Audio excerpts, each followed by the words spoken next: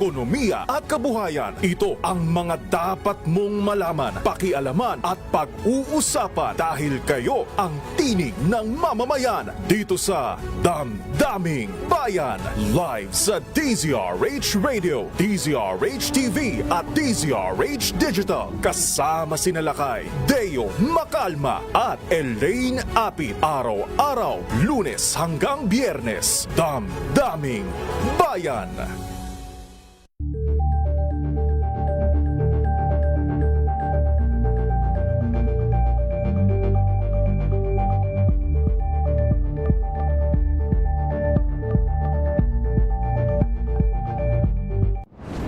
Kung good vibes ang hanap mo, dito ka na sa sigurado! Mula sa mga istoryang nagbibigay ng inspirasyon hanggang sa mga kwentong may dalang solusyon.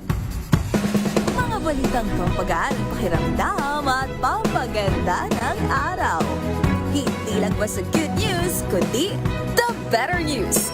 Mula Lunes hanggang Biyernes, 1:00 ng tanghali sa DZRH TV. Sa loob ng 86 na taon, DZRH ang naging kaagapay ng mga Pilipino sa balita, sa serbisyo at sa bawat kwento. 86 na taon ng tiwala at sa mga darating pang taon, mas pinalakas at mas pinagtibay para sa Pilipino.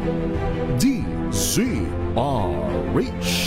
una sa Pilipinas, una sa Pilipino. Serbisyong tapat sa'yo, DZRH.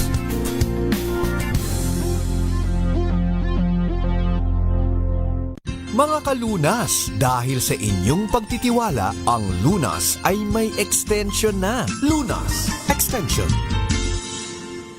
Good evening, Luzon, Visayas at Mindanao. Magandang gabi po sa inyong lahat at sa lahat na nakikinig nakatutok sa atin ngayon. Kasama po ninyo, Cheska San Diego Bobadilla at ngayong episode na ito, kapartner natin, ang MX3. Ang MX3, atid po sa atin ng DMI Philippines. Kung may tanong po kayo sa ating magiging talakayan, magiging topic na yun, pwede po kayong mag-message anytime sa kanilang hotline number 0918 8888 693. Yan po ang number 0918-8888-693. Pwede rin po sa Facebook, mag-message kayo anytime, MX3 Natural Supplements. O kaya naman po sa Facebook page ng DZRH o kaya po sa akin, Cheska San Diego Bobadilla. At syempre hindi kumpleto ang ating talakayan kung walang expert na magpapaliwanag tungkol sa ating mga nararanasan, sa kalusugan, nararamdaman sa katawan. Kaya naman kasama natin si Dr. Edwin Bien. Doc, good evening po.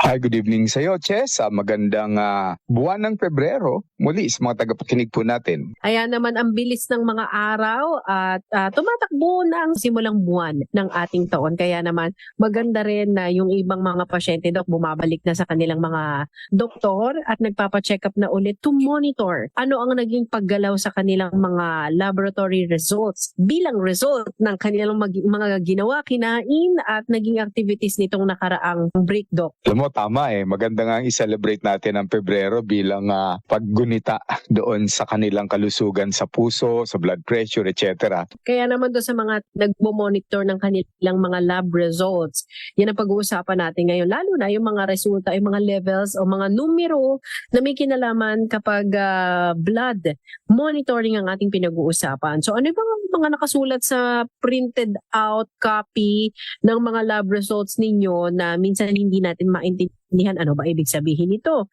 Para saan ba to? At kung mataas daw ito, ano kaya ang implication nun o sinasabi ng katawan tungkol dyan sa mga numero na yan? So Doc, maganda umpisahan natin na mag-text muna sila kung meron silang mga katanungan o kaya mag-PM. I-PM nyo po kami sa 0918 8888 693. Doc, umpisahan natin sa normal blood pressure level. Ano dapat, Doc? Pag sinabi kasi nating dapat alamin natin yung edad ng pasyente. Hindi natin pwedeng ibigay ang numero ng teenager sa isang retirado na, 60 and above. Magkakaiba po yan.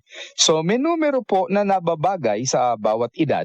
Alam niyo ba yung mga bata, mga sanggol, kinukunan din namin ng blood pressure yan? Oh, Sa hita. Oh, sa hita. Adult lang. Hindi.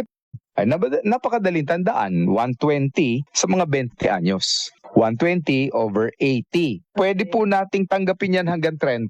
So pag 30 ka, 120 over 80. Pag lumampas ka na ng 30, pwede nang lumampas din yung 120 mo. Okay lang yun. Pero pag 40 ka na, ang normal value natin, 125 over 85. Yan. 40, 125 over 85. So pag lumalampas ka ng 125, yung systolic mo, medyo duda na yung mga doktor dyan kasi yung blood pressure na lampas ng 125, ba 130, yan para sa mga magsi 60 years old na. 130, pag lumampas ka ng 135, medyo duda na po kami, hypertensive ka na. Yung sinasabi ni Doc na pang mga edad na lagpas-lagpas sa edad ko, parang yun na yata yung grade ko yun. Oo Alam nyo, kasi dati sinasabi nila, high blood pag 140 over 90. Well, the answer is yes, pero depende po yan sa edad, no? Kasi kapag talagang lumampas ka na ng 140 over 90 at ikaw ay below 60 years old, mataas na talaga po yan.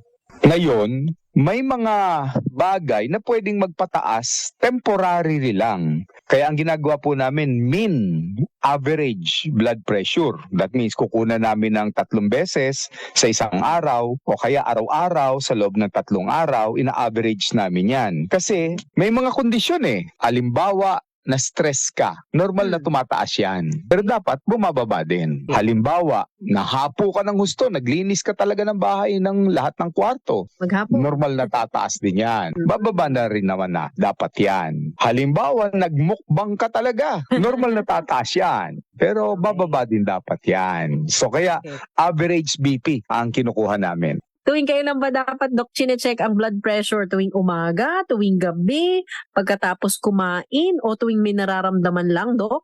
For me, ang best blood pressure, alas 10 ng umaga at saka alas 4 ng hapon. At least, nakagawa ka na pero hindi ka pa masyadong pagod. Kung kukuha kayo ng BP nyo, at the same usual time, on the average, para may idea kayo. Wag yung kukuha kayo ng BP, halimbawa, isa sa umaga, tapos isusulat nyo, kinabukasan sa gabi, isusulat nyo. Siyempre, magkaiba po yun. Ilang mga araw o pagkuha ng blood pressure ang medyo masasabi mo na, Doc, consistent mataas o kaya, Doc, consistent normal ang aking BP? Pag nagpapamonitor ako sa pasyente, good for 1 week, pinapamonitor ko ng isa sa umaga, alas 10, isa rin sa hapon, and then, so kung 1 week yun, 2 times gagawin sa loob ng 7 days, 14 na reading yung babasahin ko. So, dapat pare-parehas, consistent. O kaya konti lang ang difference. Halimbawa, yung pang umaga pare-pareho halos, yung pang hapon pare-pareho halos, ganyan. Kasi alam mo, sa blood pressure, may malignant din Akala nyo, cancer lang ang may malignant. Pati high blood pala may malignant. Ano ibig sabihin nun, Doc? Kasi alam mo, ang high blood pressure, may level yan. Kapag ang level ng BP natin ay 120 hanggang below 130, 120 hanggang 129, elevated BP ka pa lang. Pero kapag lumampas ka na ron, 130 ka na, 130 to 139, hypertensive stage 1 ka na. Oh, may stages din talaga, Doc. The stages, yung hanggang 130 to 139, stage 1 ka na. 140 and above, stage 2 ka na. 140 and above, okay. At tuloy-tuloy, consistent ito na 140 pataas. Oo, okay. 140 and above. Alam mo, 150, 160. Stage 2 ka na. Okay. Pero kapag sumapit ka ng 180, malignant hypertension yan. Dinadala na yan sa ER kaagad. Kasi yan yung hypertensive crisis na napakahirap ng ibaba ng mga doktor. Minsan kahit ilang tableta na iniinom mo, hindi pa siya bumababa. Yun nga, Doc, ang ginagawa ng iba kapag sobrang taas na daw. Mayroon daw silang mga gamot na pwedeng inumin para bigla daw itong bababa. Safe ba yun, Doc? Yung bigla ang pagbaba, hindi rin maganda kasi papasok ka ngayon sa hypotension, no? So mawawala naman ng blood sirkulasyon sa utak mo. So dapat gradual din yung pagbaba. Naka-monitor ka nun. Pero sa ospital kapag na-ER sila, may mga gamot din na ina-administer. Of course, guided ito, monitored ng mga medical professional para mas madali siyang bumalik sa normal or safe level yung iyong blood pressure. Opo. Siyempre, ang kinakatakot ng mga doktor doon, yung atakihin ka sa puso o kaya ma-stroke ka. So, merong mga immediate na gagawin. Gaya ng bibigyan ka ng oxygen, kukunan ka ng blood level, so yung dugo mo kukunin at imo-monitor ka while giving you gradual medication. Kasi tinitingnan niya kung may mga senyalis ka Alam mo, may senyalis itong malignant hypertension Unang-una, yung biglang sakit ng ulo, yung sobra tapos biglaan. Okay. Minsan nagduduling. Pag nagduling kang bigla, magdududa ka na niyan. Nahirapan kang huminga. Kumakalabog ang dibdib mo. Yung tug-tug-tug-tug. Tapos, nakita mo dumugo na yung ilong mo. Parang pelikula. Dapat takbo ka na niyan sa ER. Huwag ka na magpatagal-tagal pa. Yan ba ay posibleng mangyari ng biglaan lang, Dok, dahil siguro napagod sila, na-tense, o sumobra ang kanilang nervyos, or merong nabuhat? May mga ganun, Dok. Oo, mix yan It's a mixed factors that cause that. Ang una niyan, yung mayroon ka na talagang gamot, dati ka ng mataas ang BP, sa kasamaang palad, hindi mo alam, 2 araw ka na palang hindi uminom ng gamot. Kasi nag-holiday ka, nakalimutan mo yung gamot mo, isa sa dahilan yon. Okay. Tapos, napagod ka pa, na-stress ka pa, yan, pwede yung mga mangyari yan. Pero yung mga ganyan, Dok, binibigyan na talaga ng maintenance medication, tama? Opo, pero ang maintenance medication maaaring maging 2 klase o 3 klase. And then gradually, kapag nag-okay na ang BP mo, kung ikaw naman ay sumusunod sa mga payo gaya ng lifestyle changes, pwedeng nababawasan din yung gamot mo. Pwedeng maging 2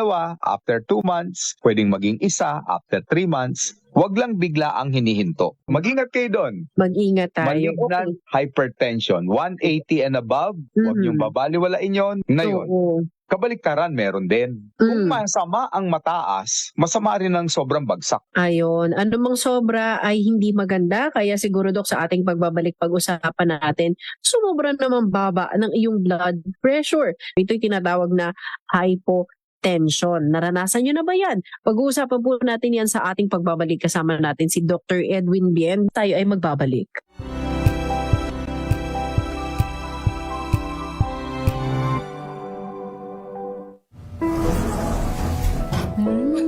Amoy forever. Amoy LQ. Amoy New Kalat Berry Blooms. Amoy kalat, amoy good vibes.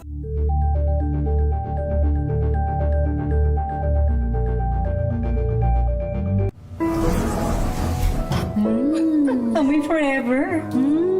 Amoy LQ. Amoy New Kalat Berry Blooms. Amoy kalat, amoy good vibes.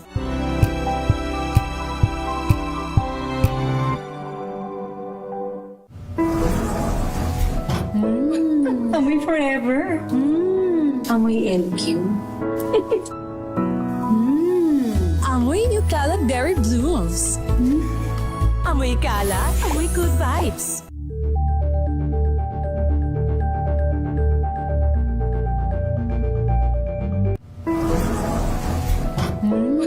Amoy forever. Amoy LQ. Amoy New Kalat Berry Blooms. Amoy kalat, amoy good vibes.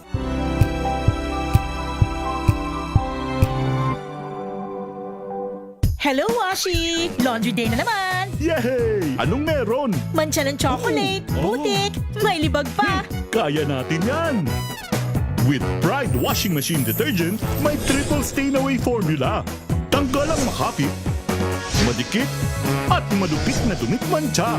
Kaya easy-easy ang labada. Mula noon hanggang ngayon! All you need is pride. All you need is pride. ACS.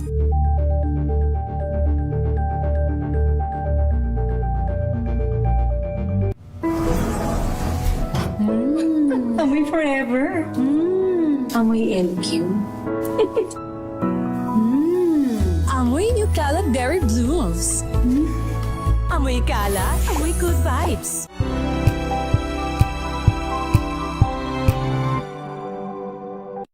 Mga dagdag na kaalaman at usapang pangkalusugan.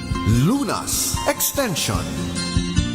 Balik tayo sa ating talakayan. Kasama pa rin po Cheska San Diego, Bobadilla and Dr. Edwin Bien. Pinag-uusapan natin ang laboratory results. Kung kayo hypertensive, kung kayo ay may kung ano-anong resultang mataas na nakita sa inyong blood test. Pero Doc, bukod dun sa mataas na blood pressure, meron naman daw sobrang baba, Doc. Opo, at kung nakakatakot yung malignant hypertension, nakakatakot din yung biglaan naman na hypotension. Yung kapag ang blood pressure mo bumaba kesa sa 90/60, marami rin kadahilanan po yun. Iba ang hypotensive kesa doon sa sinasabing anemic, Doc. O magkaiba po yun.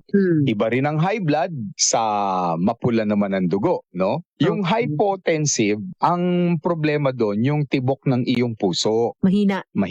Yung anemic, yung kulay ng iyong dugo.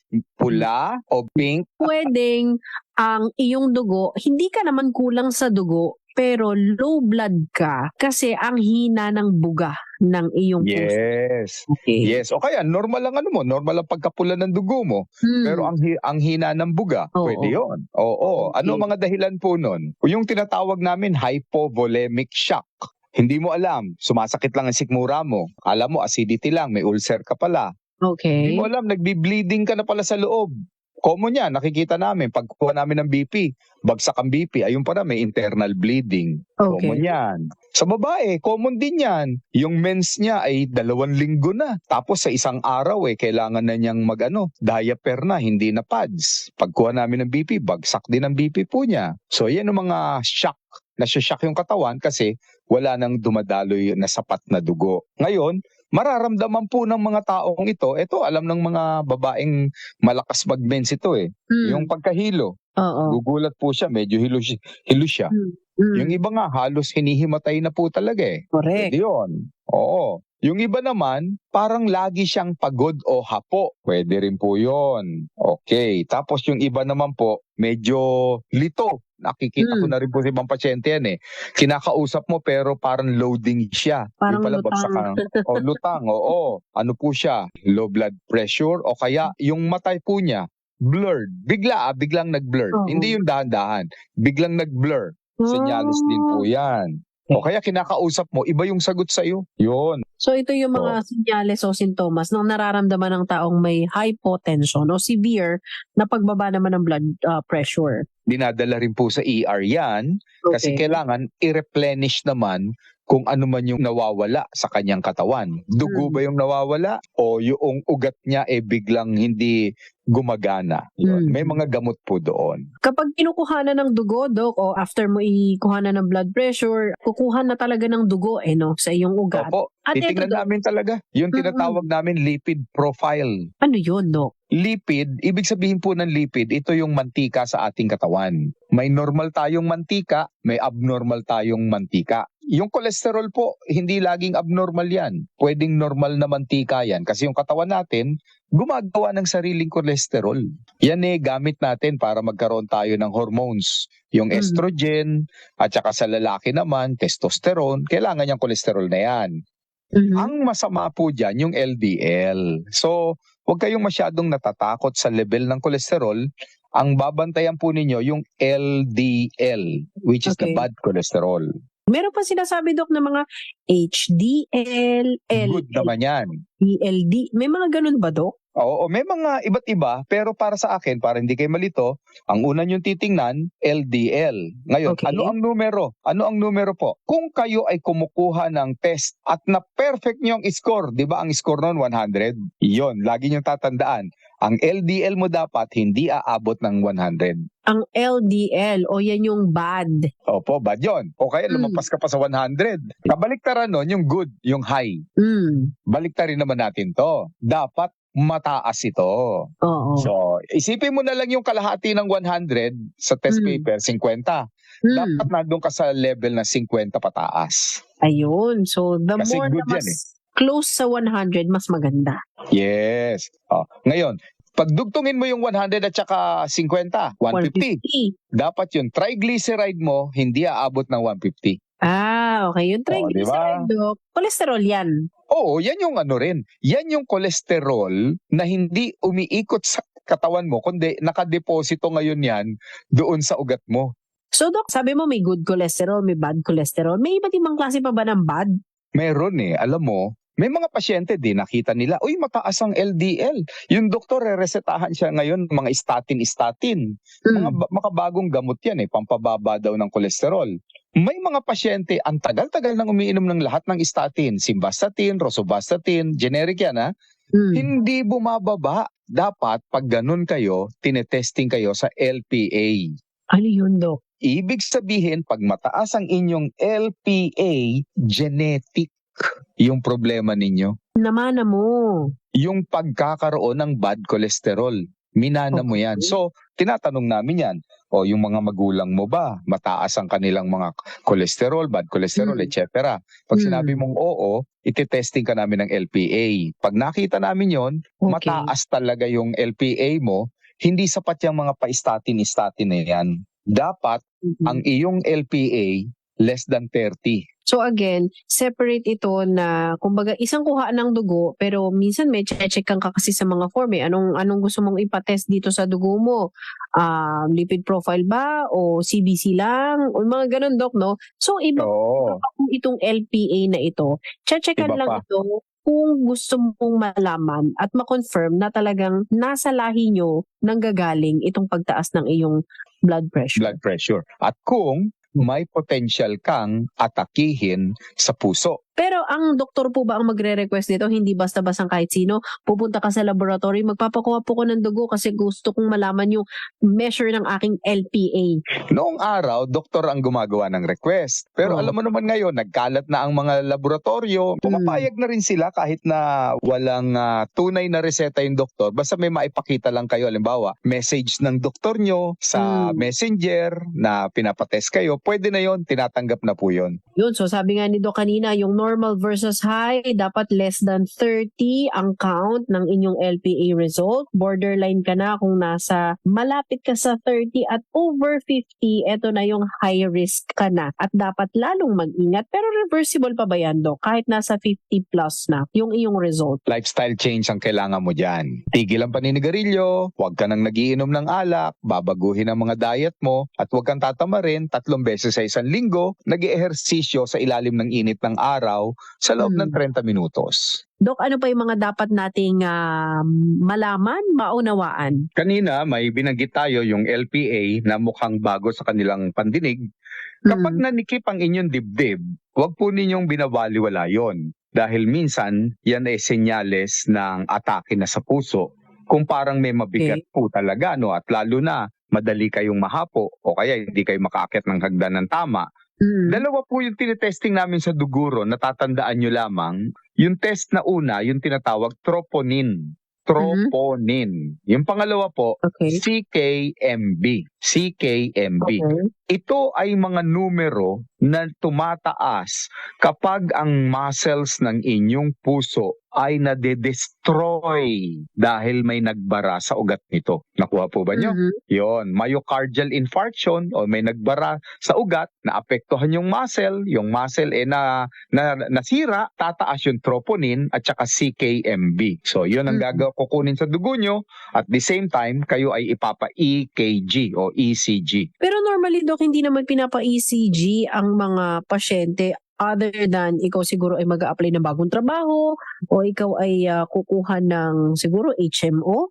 Kailangan i-clear kung meron ka mga ganyang kondisyon, Dok? Alam mo, para sa akin, kapag ikaw ay na-diagnose na may hypertension o kaya may kidney problem o diabetes problem, kung afford din lang, every year magpa-ECG kayo. Kayo na ang mag-request sa doktor nyo na ECG kayo. Pero kung may nararamdaman kayo, bukod doon sa binanggit kong mga comorbidity o karamdaman, nararamdaman nyo na namamanhid yung katawan, naninikip ang dibdib, kahit na every 6 months, magpa-ECG na rin kayo. So Doc, para naman dun sa mga binigyan ng gamot na pero hindi nila tinutuloy, warning na ito ni Doc sa inyo. Dapat ipagpatuloy yung mga maintenance na yan. Opo. Bagamat may mga binabanggit tayo na magagandang suplemento na nagpapalakas ng inyong puso, ng inyong ugat, hindi ibig sabihin nun magse-self-medicate kayo at ihihinto yung reseta ng inyong doktor. Kung talagang gumagaling na kayo, pwedeng binabawasan ng doktor yung reseta, pero wag po ninyong biglang ihihinto dahil nagkakaroon kami ng tinatawag na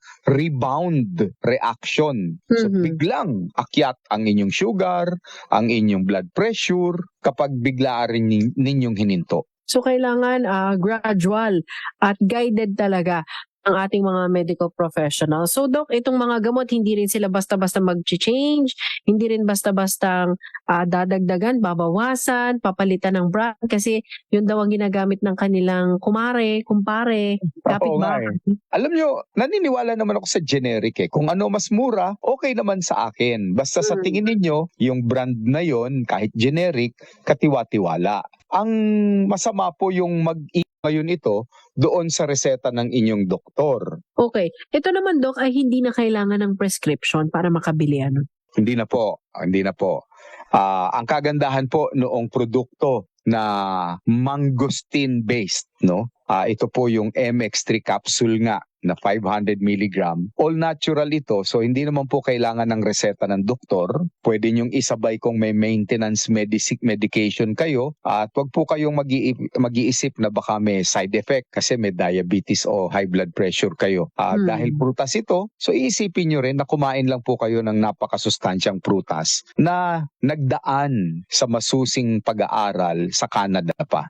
Doc, once again, thank you dahil niremind mo kami na ang simpleng blood test ay pwedeng magpakita na o sumalamin, di ba, doon sa loob na kalagayan ng ating kalusugan. Opo. So kung may maitutulong po tayo at kailangan nyo nung request, o sige, pwede kong ipadala sa messenger na lang po ninyo kung ano man ang kakailanganin ninyo. At kung may laboratory result na kayo at gusto nyo naman pong kunan ng picture, ipadala nyo sa messenger ko at tutulungan ko rin kayo para ma-evaluate yon para sa inyo. Once again, Doc, maraming salamat po sa inyo. Maraming salamat po. Yan na po ang kabuuan ng ating naging talakayan sa ating programa. Nakasama po natin Dr. Edwin Bien. Nakasama nyo rin Cheska San Diego Bobadilla. Maraming salamat po sa inyong lahat, Luzon, Visayas at Mindanao. Mga kalunas, hanggang bukas dito sa Lunas Extension.